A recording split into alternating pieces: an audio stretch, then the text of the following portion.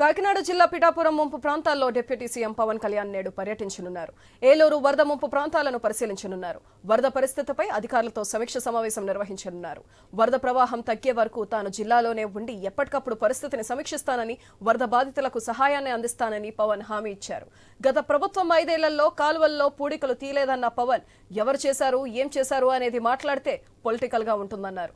ఏపీలో గత 50 ఏళ్లలో ఎప్పుడూ లేని విధంగా వర్షాలు కురుస్తున్నాయన్నారు. 2 దశాబ్దాల్లో ఎప్పుడూ లేని విధంగా రిజర్వాయర్లు అన్ని నిండాయని, గత ప్రభుత్వం ముంపు ప్రాంతాల్లో ఇళ్ల స్థలాలు ఇచ్చిందని విమర్శించారు.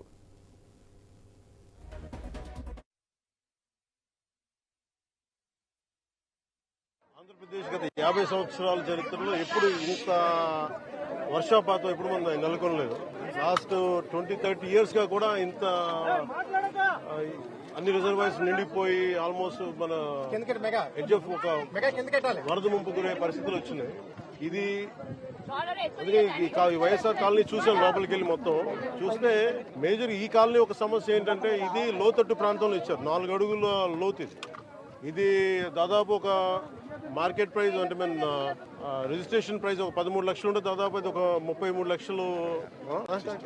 అది నేను చెప్పేది వాళ్ళు అమ్మింది బేసిక్ ఉన్న ప్రైస్ 30 లక్షలు ఉంటే దీన్ని అత్యధికంగా దాదాపు 60 లక్షల రూపాయలకి అమ్మి 60 లక్షల పైచిలకు 64 లక్షలు కనుకోండి ఇంకా సరిగ్గా చెప్పాలంటే 64 లక్షల మీద దాదాపు 32 ఎకరాలు మన జగనన్న కాలనీ అని చెప్పి పెట్టారు. ఇక్కడ ఇది ఆల్రెడీ ముంపు ప్రాంతాలు. ఇవన్నీ ఈ ముంపు ప్రాంతాలు ఎవరి కొనని చోట్ల పెట్టారు.